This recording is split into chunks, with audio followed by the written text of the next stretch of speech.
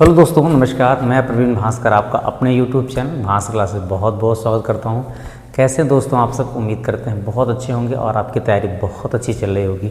दोस्तों हम सब हिंदी पढ़ रहे हैं और हिंदी में आज हमारी क्रिया की दूसरी क्लास है। दोस्तों इसके पहले मैंने पहली क्लास से आपको बताई थी क्रिया के बारे में कि कर्म के आधार पर क्रिया कितने भेद होते हैं और एक कर्मक क्रिया क्या होती है, दो कर्मक क्रिया क्या है, सकर्मक क्या है, अकर्मक क्या है। आज उसी सेशन को हम आगे बढ़ाएं। दोस्तों आज हमारी क्रिया की दूसरी क्लास है। बिना समय को बर्बाद किए दोस्तों आज हम शुरू करते हैं। इसके पहली क्लास में दोस्तों मैंने आपको बताया था कि कर्म के आधार पर क्रिया के कितने भेद। अगर आपसे परीक्षा में पूछा जाए दोस्तों कि कर्म के आधार पर क्रिया कितने भेद होते हैं, किसके आधार पे, कर्म के आधार पे, तो दो बताएंगे। एक होगा आपका सकर्मक, क्या होगा, एक होगा सकर्मक और दूसरा होगा अकर्मक। क्या होता है दोस्तों, एक होता है सकर्मक और दूसरा होता है अकर्मक। ठीक है, किसके आधार पे, अगर हमसे कर्म के आधार पे पूछे तब, किसके आधार पे, कर्म के आधार पे पूछे दोस्तों तब। लेकिन अगर हमसे रचना की दृष्टि के आधार पे पूछे, किसके आधार पे दोस्तों, रचना की दृष्टि के आधार पे या रचना के आधार पे, अगर आपसे कह दें रचना की दृष्टि के आधार पे क्रिया के कितने भेद होते हैं, तो रचना की दृष्टि के आधार पे हम बताएंगे क्रिया कितने भेद होते हैं, 5 भेद होते हैं। लेकिन अगर हमसे कर्म के आधार पर पूछे दोस्तों तो हम कितना बताएंगे, हमेशा 2 बताएंगे, ध्यान रखिएगा। कर्म कहेगा तो आपको तुरंत बताना है कितने, 2, और रचना कहेगा तो आपको कितने बताने हैं, आपको बताने हैं 5। बस इस चीज़ को आप ध्यान रखिएगा। यहाँ से अक्सर सवाल परीक्षाओं में दोस्तों बनते हैं कि कर्म के आधार पर कितने होते हैं, तो 2 बताएंगे हम, और रचना के आधार पे होते हैं तो कितने बताएंगे, 5 बताएंगे। तो आज का हमारा जो टॉपिक है दोस्तों किस पे है, रचना की दृष्टि से क्रिया के कितने भेद होते हैं, 5 भेद होते हैं। कौन कौन सा होता है दोस्तों, पहला एक सामान्य क्रिया होगी, कौन सा होगा, एक सामान्य क्रिया होगी, दूसरा संयुक्त क्रिया होगी, तीसरा नाम धातु क्रिया होगी, चौथा प्रेरणार्थक क्रिया होती है और 5वां क्या होता है दोस्तों, पूर्वकालिक क्रिया होती है। पहचान भी बताऊंगा किसमें कौन से शब्द प्रयोग किए जाते हैं और कैसे आप वाक्य में क्रिया को पहचान लेंगे, क्रिया सकर्मक है कि अकर्मक है, कि सामान्य क्रिया है कि संयुक्त क्रिया है कि नाम धातु क्रिया है, पूर्वकालिक क्रिया। इन सब चीज़ों के बारे में हम एक एक टॉपिक से आपको विस्तार से दोस्तों चर्चा करेंगे। अगर आपको इसकी PDF चाहिए तो डिस्क्रिप्शन में जाकर वहाँ से डाउनलोड कर सकते हैं। अगर आपको व्हाट्सएप पे चाहिए दोस्तों तो दिए गए मोबाइल नंबर पर आप अपना नाम लिखकर भेजिए और कौन सी क्लास की PDF आपको चाहिए दोस्तों आपको वहाँ पर उपलब्ध कराया जाएगा। ठीक है, आइए हम शुरू करते हैं दोस्तों आज की क्लास। आज हमें सबसे पहले जानना है कि सामान्य क्रिया किसे कहते हैं। सबसे पहले आज हम जानेंगे कि सामान्य क्रिया किसे कहते हैं। सबसे पहले हमें क्या पढ़ना है दोस्तों कि सामान्य क्रिया किसे कहते हैं, जिस वाक्य में एक मूल धातु से बनी क्रिया हो ना। क्रिया के मूल रूप को क्या कहते हैं, धातु कहते हैं, बताया गया था। अक्सर परीक्षाओं में आता है कि क्रिया के मूल रूप को क्या कहते हैं दोस्तों, धातु कहते हैं। क्या कहते हैं, धातु कहते हैं। तो यहाँ पर सवाल है, परिभाषा है, जिस वाक्य में एक मूल धातु से बनी क्रिया होती है, किसमें, एक मूल धातु से बनी क्रिया का प्रयोग होता है दोस्तों, उसे क्या कहते हैं, वहाँ कौन सी क्रिया होती है, वहाँ सामान्य क्रिया होती है। जैसे राम आया, मोहन गया, कैसे कैसी क्रिया है, एकदम एक मूल धातु, इसमें और किसी मूल धातु का उपयोग नहीं हुआ है। राम आ गया, मोहन आया, राधा खाई, तुम कब आए, मैं कल जाऊंगा, मैं कल पढ़ूंगा। अगर इसमें देखें दोस्तों तो केवल एक मूल धातु से बनी ही क्रिया का प्रयोग किया गया है। ठीक है, एक मूल धातु क्रिया का ही प्रयोग किया गया है। जैसे राम, मोहन, राधा, तुम, मैं, ये सब क्या है दोस्तों, ये सब संज्ञा हैं या तो सर्वनाम है। ठीक है, तो सामान्य क्रिया किसे कहते हैं, जिस वाक्य में एक मूल धातु से बनी क्रिया का प्रयोग होता है दोस्तों, वहाँ पर क्या होता है, सामान्य क्रिया होता है। जैसे राम गया, मोहन आया, राधा खाई, तुम कब आए, मैं कल जाऊंगा, मैं कल पढ़ूंगा। इस तरह के एग्जाम्पल अगर दोस्तों आपको देखने को मिलते हैं तो आप बिना किसी भी गलती त्रुटि के आप क्या लगा देंगे, सामान्य क्रिया। क्या लगा देंगे दोस्तों, सामान्य क्रिया। अगला है संयुक्त क्रिया।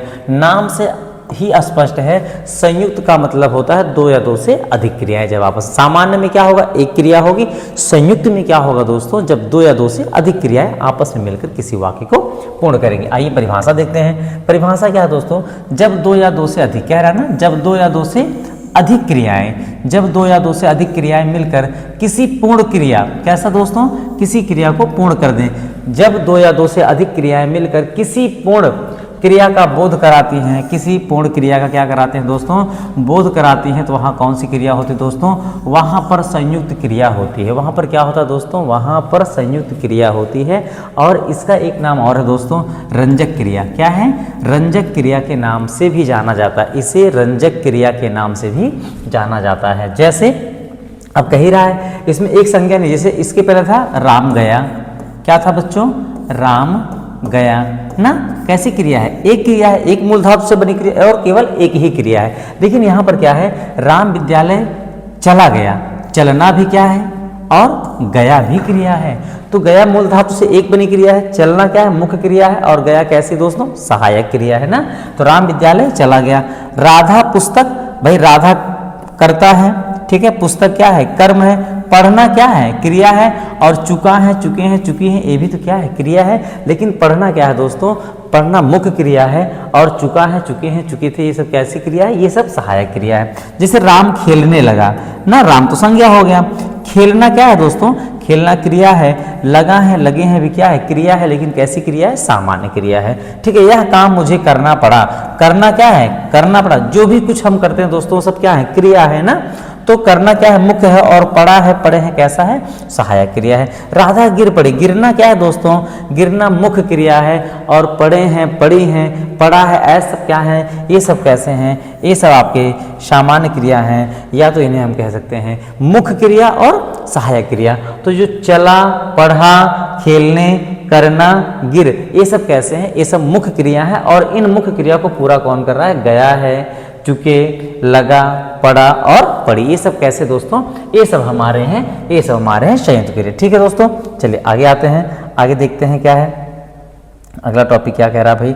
अगला है दोस्तों नाम धातु क्रिया। क्या है, नाम धातु क्रिया, जिस क्रिया की रचना संज्ञा, सर्वनाम और विशेषण शब्दों से, किससे दोस्तों, कह रहा है जिस क्रिया की रचना या तो संज्ञा के आधार पे, या तो सर्वनाम, या तो किसके आधार, सब विशेषण शब्दों की सहायता से की जाती हो, वहाँ क्या होता है, वहाँ नाम धातु क्रिया होती है। जैसे हाथ, हाथ से क्या हो जाएगा, हथियाना, हाथ तो संज्ञा है ना, हाथ से क्या हो जाएगा, हथियाना हो जाएगा दोस्तों।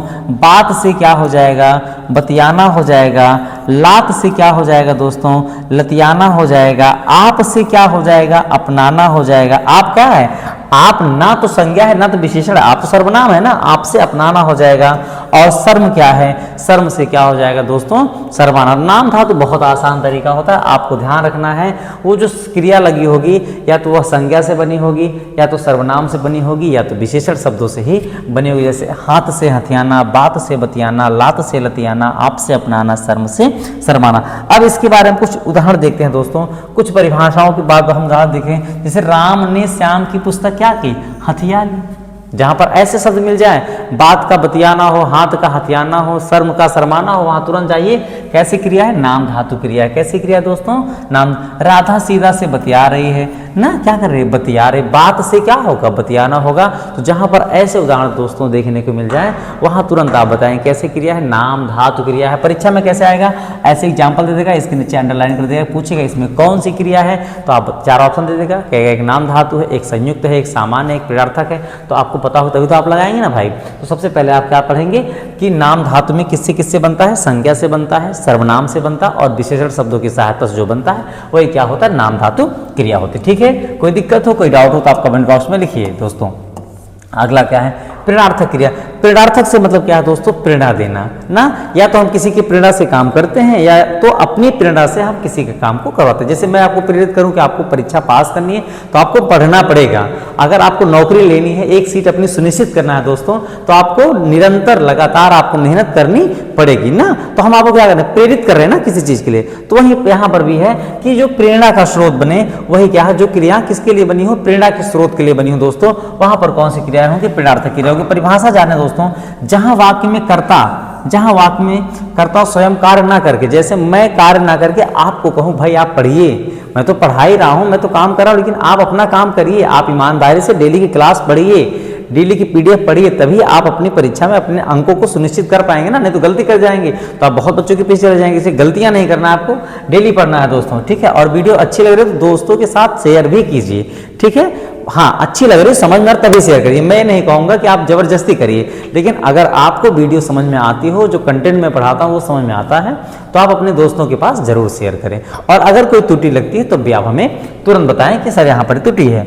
आइए परिभाषा देखते हैं। जहां वाक्य में कर्ता स्वयं कार्य ना करके किसी दूसरे को करने की क्या देता है दोस्तों, प्रेरणा देता है, वहां कैसी क्रिया होती है, वहां प्रेरणार्थक क्रिया होती है। कैसी होती है, वहां प्रेरणार्थक क्रिया होती है। जैसे मालिक नौकर से कपड़ा धुलवाता, देखिए मालिक क्या है, कर्ता है ना, कर्ता स्वयं कार्य नहीं कर रहा है, मालिक करता है। मालिक स्वयं कार्य ना करके किससे कपड़े धुलवा रहा है, नौकर से कपड़ा धुलवा रहा है, ठीक है। अध्यापक बच्चों से पुस्तक पढ़वाता, अध्यापक स्वयं नहीं पढ़ रहा, अध्यापक कुर्सी लगाकर बैठे हैं, किससे पढ़वा रहे हैं, बच्चों से पुस्तक करवा रहे हैं। तो यही कह रहे हैं जहां वाक्य में कर्ता स्वयं ना कार्य करे, कर्ता स्वयं कार्य ना करे, किसी दूसरे को करने की क्या देता हो, प्रेरणा देता हो, वहां क्या होता है, प्रेरणार्थक क्रिया होती है। ठीक है दोस्तों, चलिए अगले टॉपिक देखते हैं, कुछ उदाहरण देखते हैं। अच्छा, इसके भी दो भेद होते हैं दोस्तों, इसके भी दो भेद होते हैं। एक होता है प्रथम प्रेरणार्थक क्रिया और एक होता है द्वितीय प्रेरणार्थक क्रिया। अगर आपसे पूछा जाए कि प्रेरणार्थक क्रिया के कितने भेद होते हैं दोस्तों, तो आपको बताना है इसके दो भेद होते हैं। कौन कौन से, एक प्रथम प्रेरणार्थक क्रिया होती है और एक कौन सा होता है, एक द्वितीय प्रेरणार्थक क्रिया होती है। अब बात आती है कि प्रथम प्रेरणार्थक क्रिया किसे कहते हैं ना, प्रथम प्रेरणार्थक क्रिया। तो प्रथम प्रेरणार्थक क्रिया दोस्तों होती है जिसमें कर्ता स्वयं भी शामिल रहे, जिसमें कर्ता स्वयं भी शामिल रहे, वो प्रथम प्रेरणार्थक क्रिया होती है। और जिसमें कर्ता स्वयं कार्य ना करके दूसरे को करने की प्रेरणा देता है, वो कर क्या होता है, वहां पर होता है द्वितीय प्रेरणार्थक क्रिया। जैसे भी मैंने थोड़ी देर पहले बताया कि अध्यापक ने बच्चों से पुस्तक पढ़वा रहे हैं ना, तो अध्यापक स्वयं करता है ये कार्य ना करके किसी दूसरे व्यक्ति से करने की प्रेरणा दे रहे हैं, तो वहां पर द्वितीय प्रेरणार्थक क्रिया होगी। लेकिन यहाँ पर क्या होगा, यहाँ पर क्या है दोस्तों, यहां पर क्या है, जिस क्रिया में कर्ता भी क्या हो, सम्मिलित होता है, जिस क्रिया में कर्ता भी सम्मिलित होता है उसे प्रथम प्रेरणार्थक क्रिया कहते हैं। जैसे सीता गीता को पढ़ाती है। अब देखिए सीता क्या है, सीता तो करता है ना, लेकिन पढ़ाने का जो कार्य कर रहा है कौन कर रहा है, वो सीता स्वयं कर रही है, इसलिए कर्ता भी शामिल है। तो जहां कर्ता भी कार्य में शामिल हो दोस्तों, वहां पर कैसी क्रिया होगी, वहां प्रथम प्रेरणार्थक क्रिया होगी। जैसे राम श्याम को पढ़ाता है, राम श्याम को पढ़ाता है, अध्यापक बच्चों को पढ़ाता है, अध्यापक बच्चों को पढ़ाता है, तो वहां कर्ता भी शामिल है, पढ़वा नहीं रहा पढ़ाता है। और राम श्याम को पढ़ाता, जहां कर्ता भी शामिल हो वहां पर क्या होता दोस्तों, वहां प्रथम प्रेरणार्थक क्रिया होती है। और जहां कर्ता शामिल ना हो वहां पर कैसा होगा, वहां द्वितीय प्रेरणार्थक क्रिया। जैसे देखिए द्वितीय प्रेरणार्थक क्रिया के बारे में कह रहा है, जहां कर्ता स्वयं कार्य ना करके, जहां कर्ता स्वयं कार्य ना करके, जहां कर्ता स्वयं कार्य ना करके दूसरे को करने की क्या देता है दोस्तों, दूसरों को करने की प्रेरणा देता है, वहां द्वितीय प्रेरणार्थक क्रिया होती है। क्या होती है, द्वितीय प्रेरणार्थक क्रिया। जैसे माँ नौकर से खाना बनवाती है, तो माँ क्या है, माँ है कर्ता। अब माँ काम ना करके किससे काम करवा रही है, नौकर से काम करवा रही है, दूसरे से काम करवा रही है, अर्थात माँ उस काम में शामिल नहीं है, माँ खाना बनाने में शामिल नहीं है। इसलिए यहाँ पर कौन सा होगा दोस्तों, यहाँ पर द्वितीय प्रेरणार्थक क्रिया होगी। अगर यहाँ पर ऐसा होता कि माँ नौकर के साथ खाना बना रही है, तब वहाँ पर प्रथम प्रेरणार्थक क्रिया हो जाती। क्यों, क्योंकि माँ भी नौकर के साथ काम कर रही है। और जहाँ कर्ता भी काम करे वहां पर कैसा होता है, प्रथम प्रेरणार्थक क्रिया होती है। और जहां कर्ता कार्य ना करके किसी दूसरे को करने की प्रेरणा देता है दोस्तों, वहां पर क्या होता है, वहां प्रेरणार्थक क्रिया होती है द्वितीय। जैसे दादी दादा से दादी जो है वो पत्र लिखवाते हैं किससे, क्या हो गया भाई आप क्यों नहीं चल रहे हैं, आपको क्या दिक्कत है, अरे ठीक है कोई दिक्कत,